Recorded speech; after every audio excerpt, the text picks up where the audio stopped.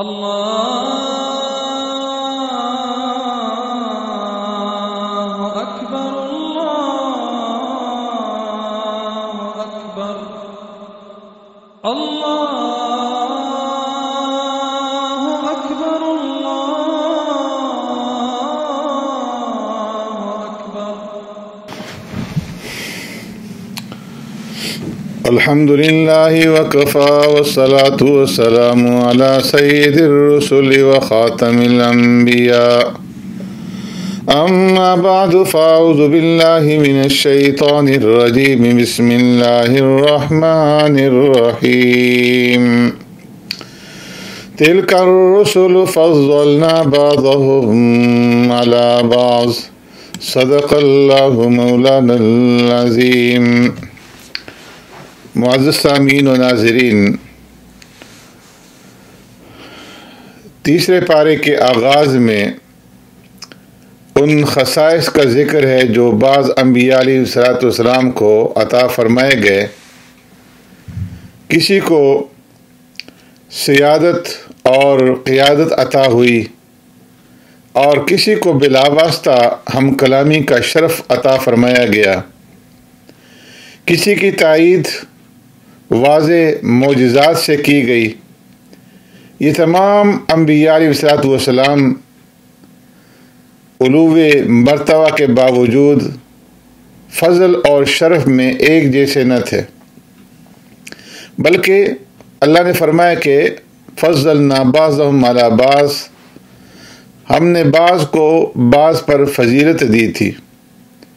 جیسے بعض انبیاء کو دوسرے بعض پر فضیلت حاصل ہے، اسی طرح ان کی امتوں کو بھی ایک دوسرے کے اوپر فضیلت حاصل ہے. چونکہ بہت ساری خصوصیات اور امتیازات کی بنا پر ہمارے آقا نامدار سرور کائنات رحمت دو عالم صلی اللہ علیہ وسلم کو تمام انبیاء پر فضیلت حاصل ہے، تو لہٰذا آپ صلی اللہ علیہ وسلم کی امت کو بھی دوسری تمام امتوں کے اوپر فضیلت حاصل ہے. انبیاء کے فضائل اور فرق مراتب کو بیان کرتے ہوئے یہ صورت ہمارے سامنے اس آیت کریمہ کو پیش کرتی ہے جو کتاب اللہ میں افضل ترین آیت ہے، اور میری مراد اس سے آیت الکرسی ہے جو 50 کلمات اور 10 جملوں پر مشتمل ہے. اور اس آیت الکرسی میں 17 بار اللہ تبارک و تعالیٰ کا ذکر آیا ہے، کہیں صراحتاً اور کہیں اشارتاً. یہ آیت الکرسی سورہ بقرہ کی آیت نمبر 255 ہے، اور اس کی عظمت کا راز یہ کہ اس میں توحید کو بھرپور انداز میں بیان کیا گیا ہے. اللہ کے سوا کوئی معبود نہیں، وہ زندہ جاوید اور کائنات کو قائم رکھنے والا ہے. لا تأخذہ سنۃ ولا نوم، اس پر اونگ یا نیند کا غلبہ نہیں ہوتا. آسمان اور زمین اور ان میں پائی جانے والی ہر چیز کا وہی مالک ہے، اور اس کی اجازت کے بغیر اس کے سامنے سفارش کرنے کی کوئی جرأت نہیں کر سکتا.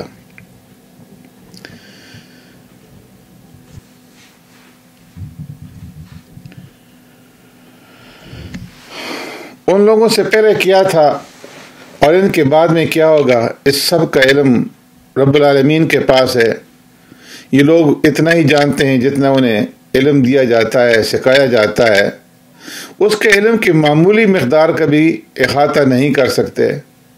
وسع کرسی السماوات والارض، اس کی کرسی کی وسعت اور بڑائی کا یہ عالم ہے کہ وہ آسمان اور زمین پر حاوی ہے، اور آسمان اور زمین کی حفاظت اس کے لیے کسی قسم کی مشکلات کا باعث نہیں.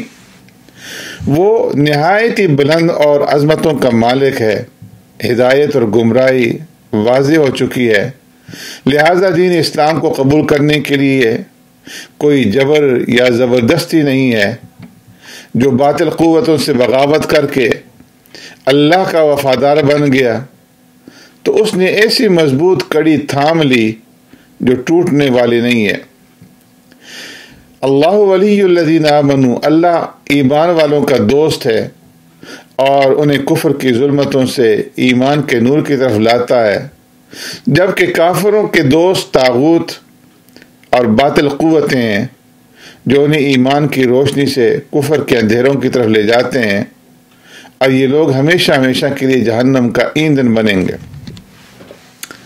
آیت الکرسی کے بعد 3 تاریخی واقعات بیان فرمائے گئے ہیں جو توحید پر دلالت کرتے ہیں اور مرنے کے بعد زندہ ہونے کے قرآنی عقیدے کو اجاگر کرتے ہیں۔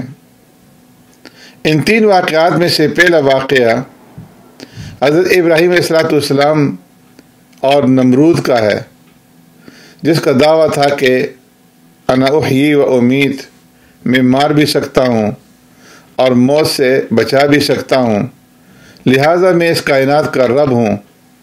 تو ابراہیم علیہ السلام نے فرمایا کہ میرا رب تو وہ ہے کہ جو سورج کو مشرق سے نکالتا ہے، تم مغرب سے نکال کر کے دکھلاؤ۔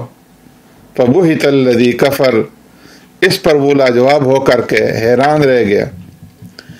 دوسرا واقعہ حضرت عزیر علیہ السلام کا ہے، او کالذی مر علی قریہ، کہ جو کسی سفر کے دوران ایک بستی پر گزرے اور وہ بستی تباہ حال تھی۔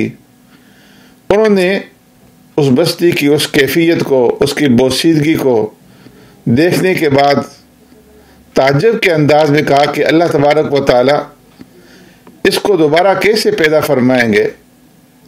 تو اللہ تبارک و تعالی نے حضرت عزیر علیہ السلام پر موت طاری کر دی۔ فاماتہ اللہ 100 عام ثم بعث، اور 100 سال تک ان کے اوپر موت طاری رہنے کے بعد انہیں دوبارہ زندہ کیا گیا، اور پھر ان کی جو سواری تھی اس کی بوسیدہ ہڈیوں کو حضرت عزیر علیہ السلام کے سامنے زندہ کیا گیا، ان کے اوپر گوشت پوش چڑھا کر کے اسے جو ہے اس سواری کو زندہ کر کے اٹھا دیا۔ اور اسی طریقے سے عزیر علیہ السلام کے پاس جو زاد راہ تھا، کھانا اور پینا جو ان کے ساتھ تھا توشے کے طور پر،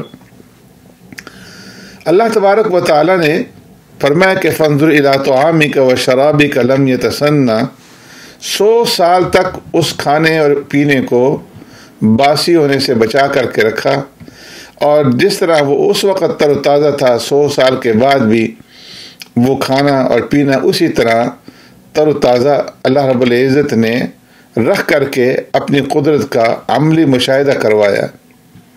تیسرا واقعہ ابراہیم علیہ السلام نے مرنے کے بعد زندہ ہونے کی کیفیت کا مشاہدہ کیا۔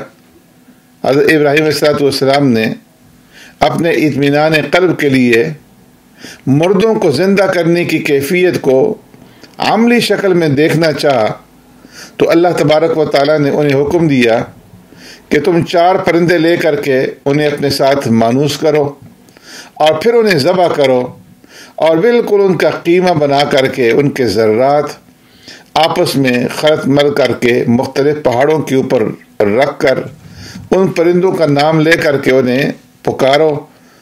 ابراہیم علیہ السلام نے اسی طرح کیا، اور ابراہیم علیہ السلام کے پکارنے پر پرندوں کی ہڈیوں سے ہڈیاں، پروں سے پر، خون سے خون سب ملا کر کے اپنی اصلی شکل میں اور اصلی صورت میں بن کر کے ان کے سامنے آ گئے، جس سے اللہ تبارک و تعالیٰ کی زبردست قوت اور حکمت کا عملی مشاہدہ ہو گیا۔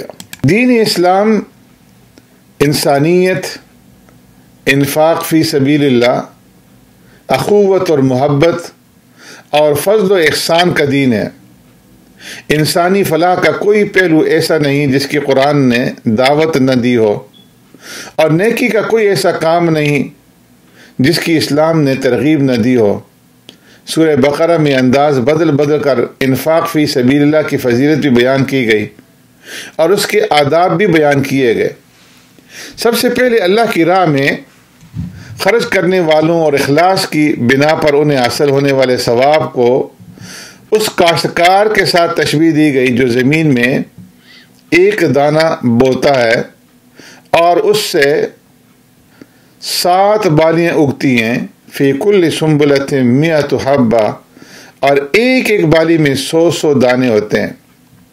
یوں کاشتکار زمین کو ایک دانہ دے کر اس سے سینکڑوں دانے واپس لے لیتا ہے۔ فرمایا یہی حال اس شخص کا ہے کہ جو اللہ رب العزت کی رضا کے لیے اس کے راستے میں 1 روپیہ خرچ کرے گا تو اس کو بدلے کے اندر سینکڑوں بلکہ ہزاروں اور لاکھوں نیکیاں جو ہے وہ حاصل ہوں گی۔